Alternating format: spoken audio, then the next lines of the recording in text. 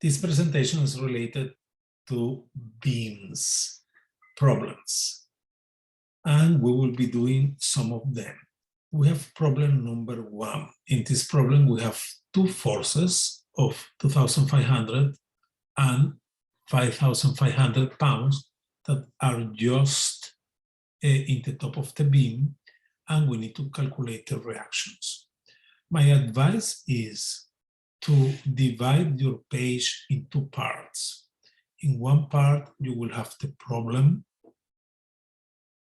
Immediately, you will write down the shear diagram and after the moment diagram, and in the other side of the page, you will do the calculations. This presentation is arranged with problems in two pages. We have here the problem and the solution, well drafted, and after here, we have the same but made by hand with all the calculations. And that will be repeat for all the problems.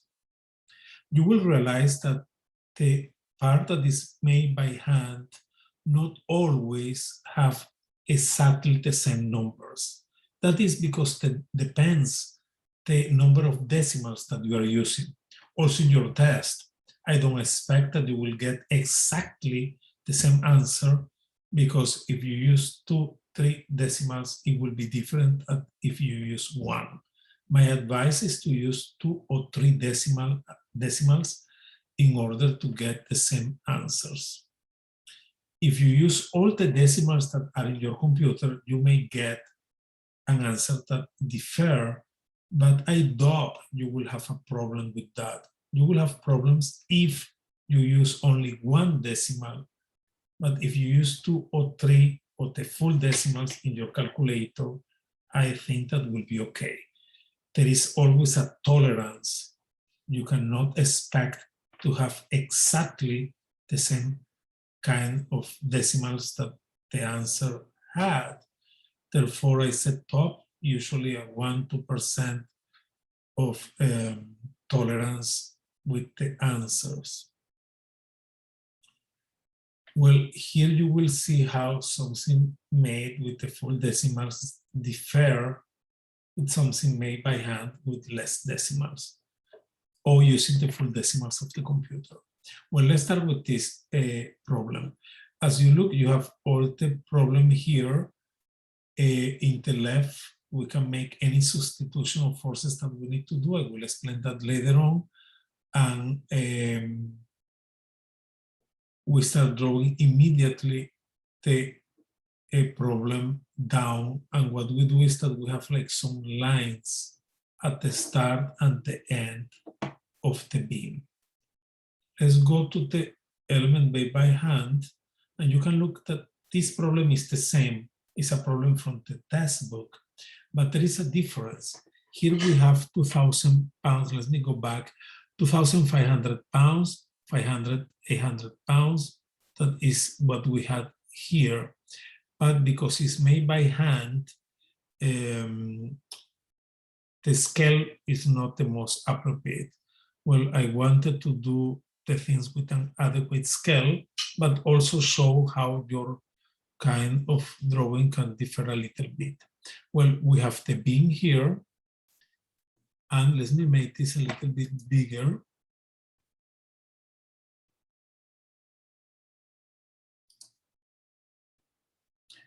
And in the book, you have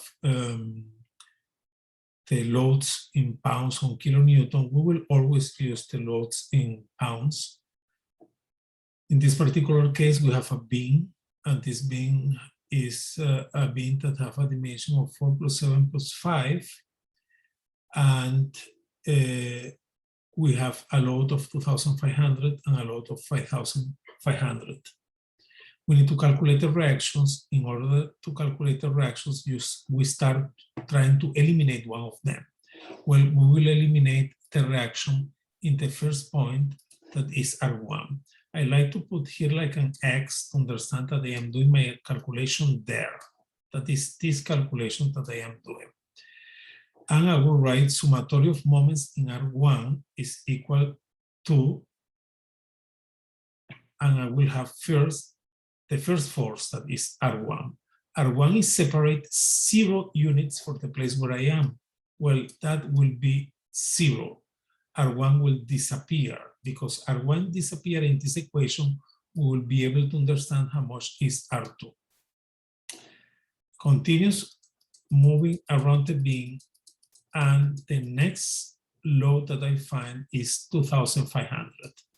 Well, 2,500 is pushing down. I decided that everything that go down is negative if it is at the left of the place where I am doing the calculations. And because everything is at the left, we don't have any force at the right that doesn't exist. Well, all the forces that go down will be negative. First force, 2,500 multiplied by 4. 4 is the distance that separates the place where 2,500 is to the place where I am doing the calculations, that is the place where is the X that I draw. After I continue moving in the beam, and I find 5,500 multiplied by the distance of 7 plus 4.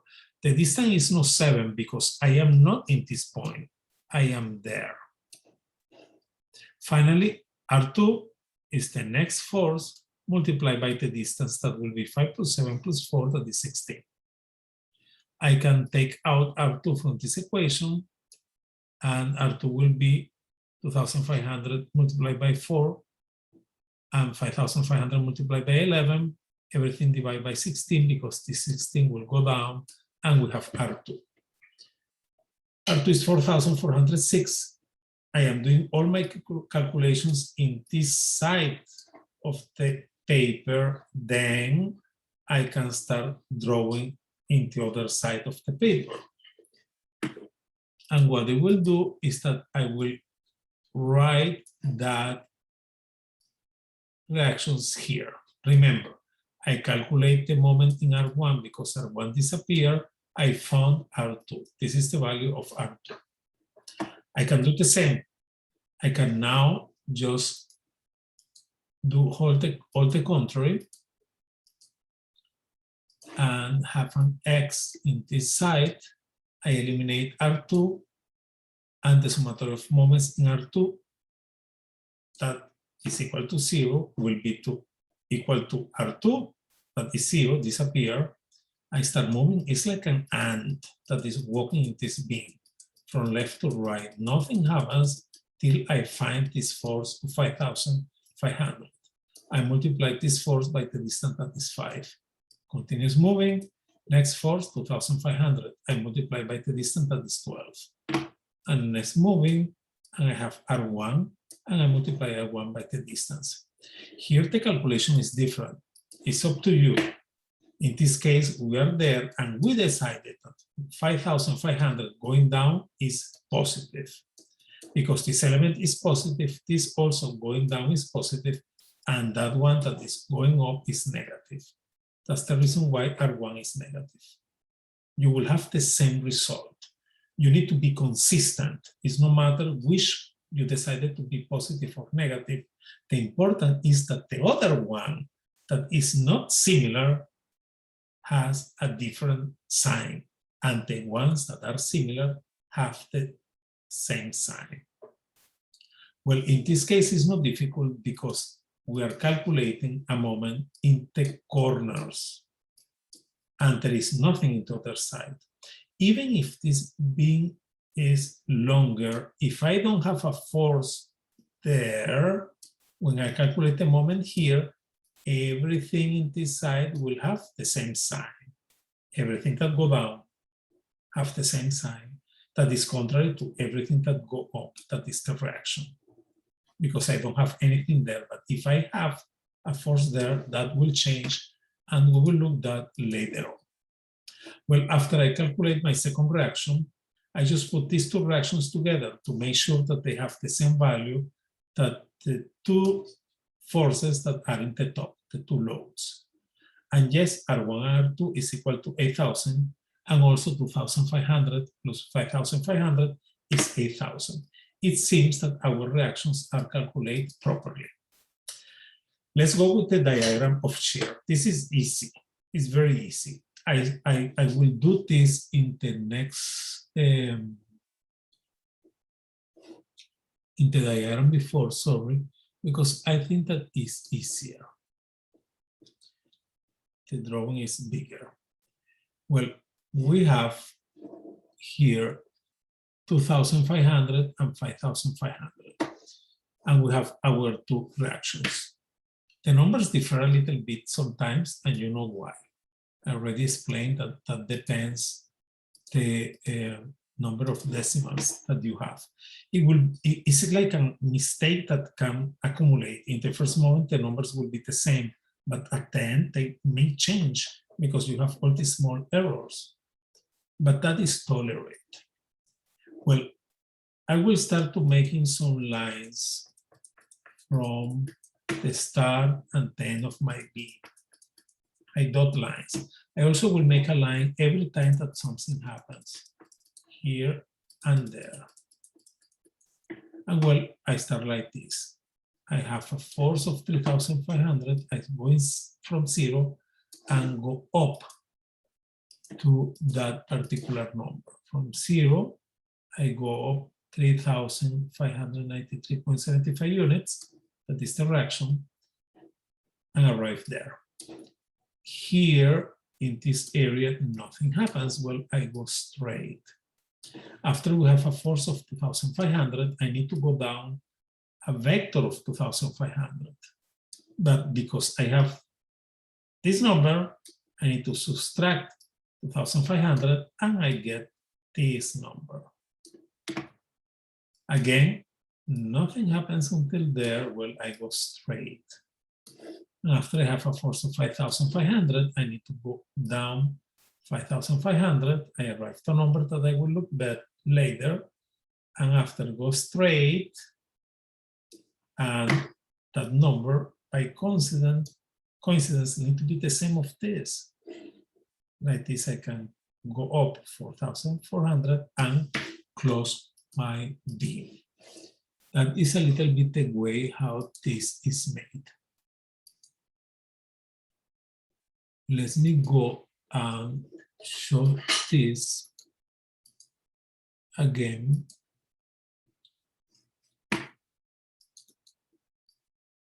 In the same way that I had it as a single page. Well, as you look at the diagram close, after I need to do the other diagram. In order to do the other diagram, the book has a method, and this method is that I will start cutting the beam. For example, I cut the beam here, and nothing happens there with is 0. After I cut the beam 1 unit, I divide this in parts, and this is 1 unit. And I look what is the moment in that place. Look, if I cut here and I forgot what is in the left side, I only look what is in the right side, I have a force of 3,593.75 multiplied by 1 unit. And I can plot this number. It will be 3,593. If I cut this in 2 parts, is this force multiplied by 2. In 3 parts, in 4 parts, well, when I multiply by 4, 3,593.75, I arrive to 14,000. Well, I go little by little and arrive to this point. And well, after we do the same there, we need to be cutting. And I think that that method is very boring. I believe that it's better to calculate the areas. Why? Because this element here is exactly the same. Is 3,593, whatever, multiplied by 1, and is this point. And multiplied by 2 is this point. I am calculating the area. I am calculating the area of this particular element. It's exactly the same. Well, I prefer to calculate the area because when I calculate the area, I only need to cut here and calculate the area that is always 0. Here, that is always 0, and I have only 2 cuts. How much is the area here? How much is the area there? And when I calculate this area, that is the third one that I don't need it, because if everything is correct, I know that will be allow me to go to 0 to finish my diagram in 0, but if I do it, I will comprovate that my problem is correct. Well, in few words, if I calculate this area number 1, I will have this point. If I calculate this area here, number 2, together with area number 1, I mean, area number 1 is this distance, area number 2 is this distance, I will have this value.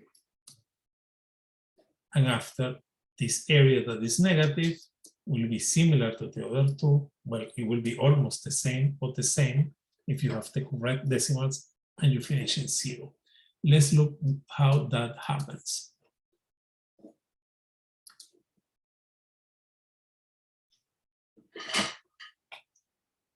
I will make this a little bit bigger.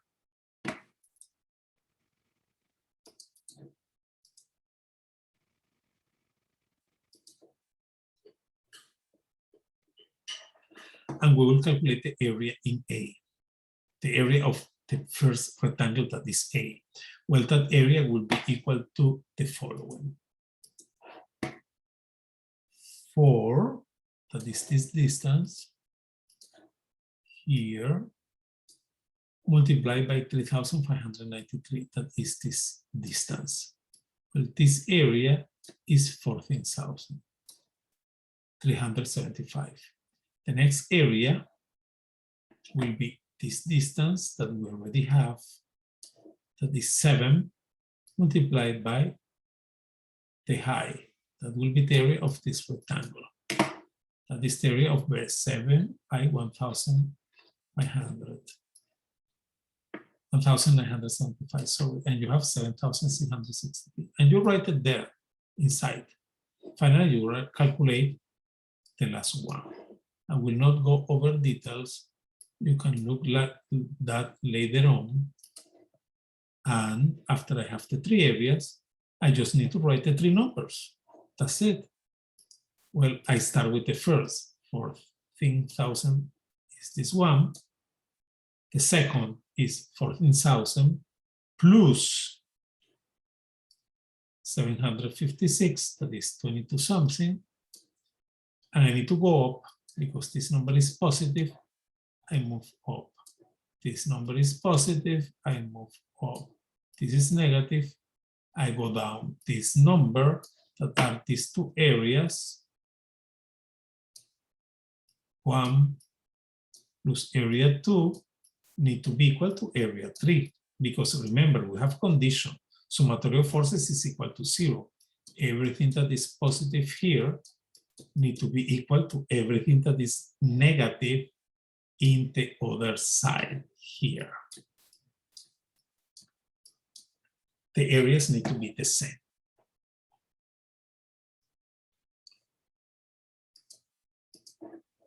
Let's go with the next one. The next one I did the same. I did the diagram, well draw with CAD, and you have the math problem in the next part. This is a bit that is a little bit more complicated because we have a distributed force. In the beam before, we only have punctual forces. Well, our diagram are block diagram, but here is different. Well, in this case, let me scroll here. Yes. In this case, what we will do is to try to keep an order. In this side of the paper, I will draw the diagrams and I will have my original drawing. And in the other side, I will do all the calculations. I will start drawing this element again. Because this force is 10 pounds per foot, well, I will substitute that force, 10 pounds per foot, here. Well, 10 pounds is equal to 10 by 6. This guy is 60. I forget and eliminate completely that this element exists because I substitute this force, 10 pounds per feet by that one. Well, I have 60 and 20. I can start with my reactions. It's very important to understand that things can be represented in two ways. I forgot to tell that the exercise before happens the same. Here we have 2,500, 5,500, okay? That is the same that we got here. But in this particular exercise, 10 pounds per foot during 6 is 60, and this can be looked in a different way. Here, we can write here instead 60. Instead of 10, 60 kilonewtons or 60 pounds.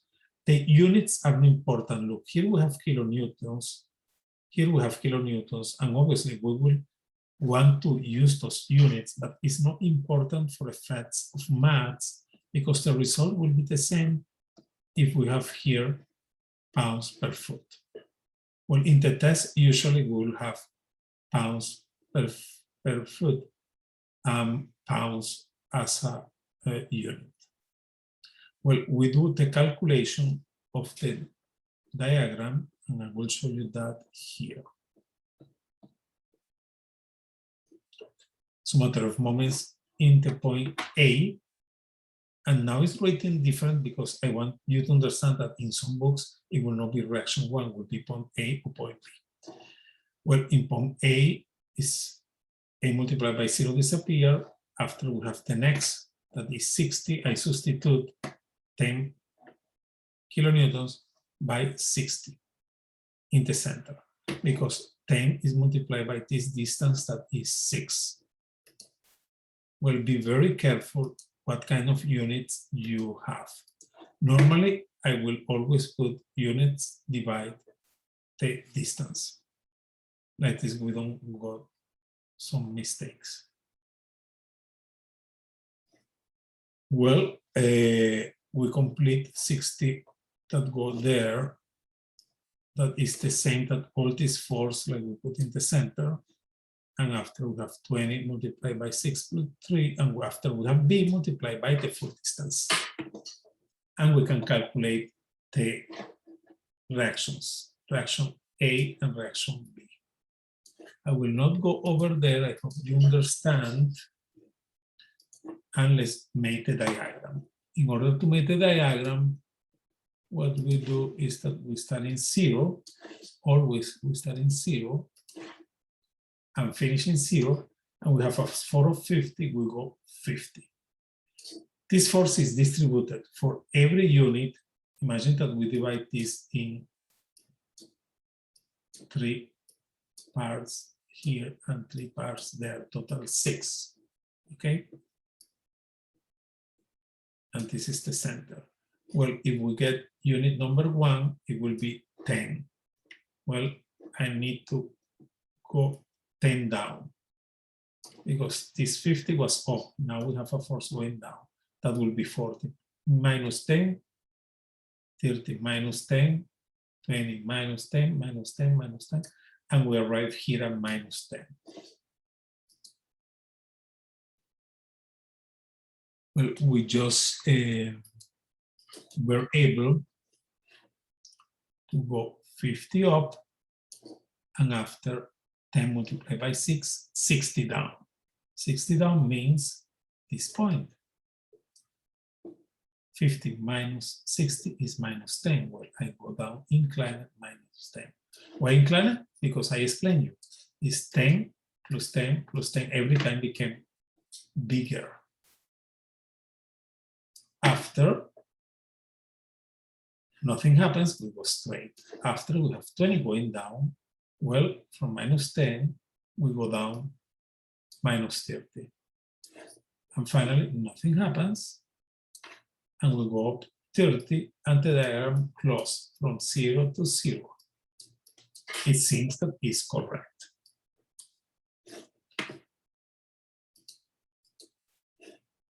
In order to calculate the moment, we need to calculate the areas of these elements. And to calculate the areas, what we'll do is that when you have the distance, that you know the distance, things are easy. For example, here, let me scroll down. Here, in the first element, the distance is 3 in this point, 3, same here, 3, and this is 30. 3 multiplied by 30 is 90. This 30 happens to be negative, but it's no matter, we just write 90. We don't need to put points. We know that it's negative because it's going down from this line. Everything that is here is negative, everything that is up is positive. Well, this is 90. The second one, we have 30 here, and this point is 10. Sorry, we have 3, and this point is 10. 3 by 10 is 30, and this area is 30. This triangle is a little bit more complicated, and what we do to calculate a triangle is to use the law of similar triangles. How is that? Look, we have a very big triangle here. That is there, we don't look at, but it's there, this one here. This triangle has 6 units in this side. Look, 6. And in the other side have 50 plus 10. I mean 60. This is a triangle, the big one that is like this. 60 in one side and 6 in the other. The proportion is exactly the same proportion than the other triangles. I mean, the pink triangle, this one that is there, we'll change the color, let's put it in color yellow. The yellow triangle, that is this one here, this one, is a triangle that has 50 in this side, 50, and we don't know how much in the other side, but the proportion is the same. You see, are triangles that are similar. Well, we can do something. We can just explain this simple rule. 60 in vertical allow me to exist with those proportions when the base is 6. Is 6. Well, the yellow one is 50 with the same proportion. How much is? This is exactly the same to tell I make $60 when I work 6 hours. When I get $50, how many hours I need to work? In this case, it's simple. We know that it's 5, but let's do the maths.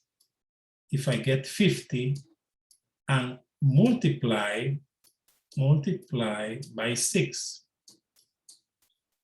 and after divide by 60, I got 5. 50 multiplied by 6 is 300, divided 60 is 5.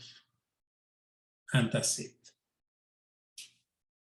Sorry, 50 multiplied by 6 is 300, divided 60 is 5. Got it? This is the law of the similar triangles. Well, why I calculate this law? Because I have no idea how much was this distance. I know that the full one here is 6, but I didn't know how much is this one. Well, if this one is 5, this one is 1. Now I can calculate the areas. Areas will be easy for now because I already have all what I need. Here, remember that I just multiply 30 by 3 is 90, and 33 by 10 is 30. Well, here is the same. I will multiply the base by the height. The base, we discovered that is 1, the height is 10. That will be 10. Because it's a triangle, No, a rectangle I need to divide by 2, and it's 5. And here is the same. 5 multiplied by 5, 250. That is the area of the rectangle. But I need to divide by 2. I just divide by 2 here. And this area is 125. After you calculate the areas, you can easily calculate the moment because it will be exactly the same.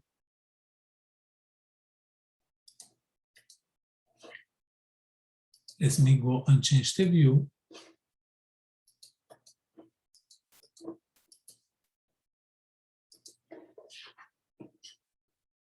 We just plot. That is, we plot 125 in the diagram. We start in 0, and we plot 125 in this point. We create a line, a new line, because look, we need this line because every time that the moment passes through 0, we have a new line. We already have these lines from before, look, the same that we have from before. Well, from 0, we go to 125. That's it. There are 2 ways to go. Because this line is inclined, this needs to be a curve. The curve could be this curve, could be that curve. Cannot be straight, because what is going on here? What happens in this particular case is the following. You have here an area that is quite big, 10 to infinite. Imagine that this number is very big. It's like infinite, very big. And this is so small that it's almost 0. Well, I will plot this area and the next area and the next area, like I have a sandwich bread. We have the sandwich bread, and every bread has an area, a flat area. Imagine that this is the section of the pieces of bread. Well, this area is huge, is big, and the other one here at 10 is very small. Well, the big will allow us to move fast, almost vertically. Those will be the lines, and those lines start to become smaller, smaller, until the moment that is almost horizontal, because this area is very small. Well, we go straight, and little by little we start moving and became almost horizontal, because this is very small. That is the type of curve that you have, Next, we have an inclined line, means here we have a curve. And that curve is 125 minus 5. We arrive to 120. Next is the same, 30. But 30 is a line over there that is horizontal. Well, here is an inclined line. Look the difference, curves, inclined lines. Remember, this element phi is negative. We were in 125. We cannot go up, we need to go down.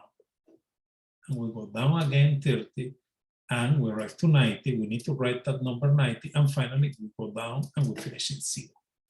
What will be the question of the test? What is the maximum moment? The maximum moment is 125. That's it. Why we want a maximum moment? Because that is the most important number. In the exercise that we did before, the maximum shear will be 50, and the maximum moment will be 125. And the one that we did before is 2,231. It's no matter if the number is negative or positive. For example, the biggest shear here will be minus 4,406. But we will not consider that shear negative. It's a number that by coincidence we draw in a way that looks negative, but it's a number that is bigger than the one here, 3,500. Well, the maximum shear is 4,406.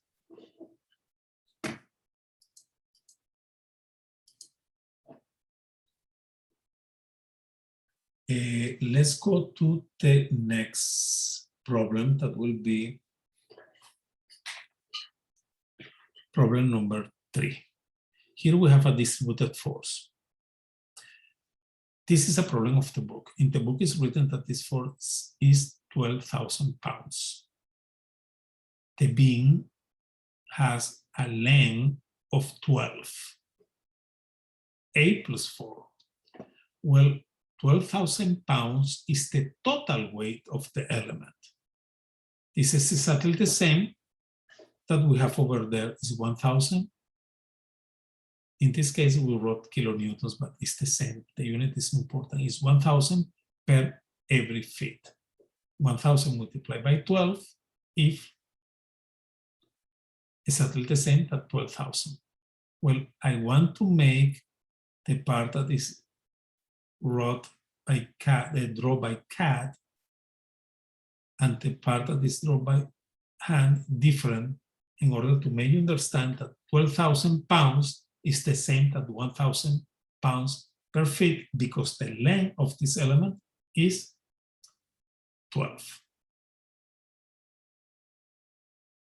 Well, let's look a little bit how we resolve this one. We need to substitute. In order to calculate the reactions, make a substitution of 12,000 by a force located in the center of 12,000, because this element has a length of 12, the center is 6. 6 in one side, 6 in the other side. Well, we put an element here in the center. It was not in the center, but it should be. And in the left we have 6, and in the other side we have 6. However, because there is a force of 5,000, we need to put that force of 5,000 that is separated 4 units from the left. And well, that is the diagram that we'll use to calculate the reactions. Reactions are calculated here, and you can look how they were calculated later on in the same PowerPoint that is just in the PowerPoint presentations. After you have the reactions, you write the reactions there, and you start doing the problem. Let me make this a little bit bigger.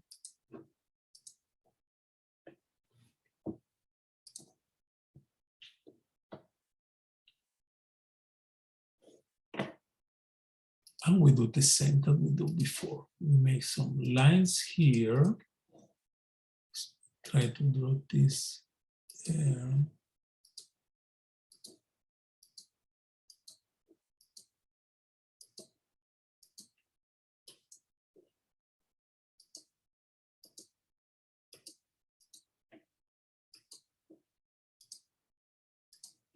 I have some dot lines where the being start, dot lines where the being end, dot lines every time that they have a force that is here. I don't need just this one.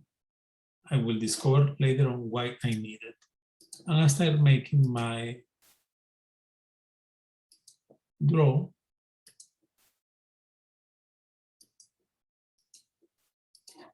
I start in 0.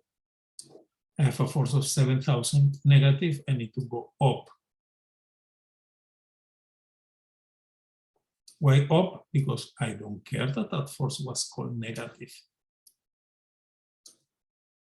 Because if this is negative, the ones that are there, over there are positive, but it's no problem. I don't even need that sign. The important is that I have an arrow pushing up. I need to go up. After I have 12,000 pounds, divide by 12, because it's pounds, it's no pounds per feet. That means I need to go 1,000 down, 1,000 down, 1,000 down, 1,000 down, until I arrive to 12,000. Sorry, not 12,000, I arrive to this point, okay? And that particular point, let me look here, is 8,000 because it's 1,000 multiplied by 8. Well, I need to go 8,000 down. I start in 0, go up 7,666, and after with an inclined line, I need to go down 8,000 and arrive to 3,033. After we have a force of 5,000, I go down 5,000 and arrive to 5,383. And after I have these distributed loads, that is 1,000 multiplied by 4. Before we multiply by 8 is 8,000. Here by 4 is 4,000. 4 plus 8, 12,000. The total first and second diagonal that we went down. And we arrived to 9,033.33. Is exactly what I need to close. Well, the problem seems that is well calculated.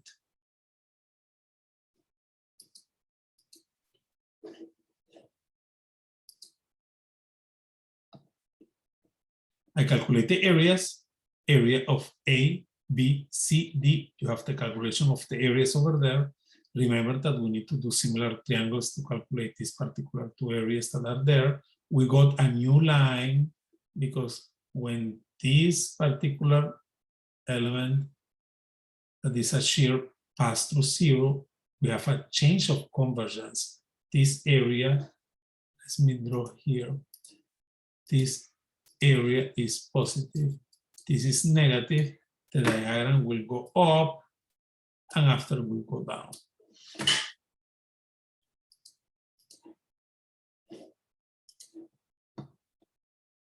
You calculate the areas and you do the same. Just draw the curves.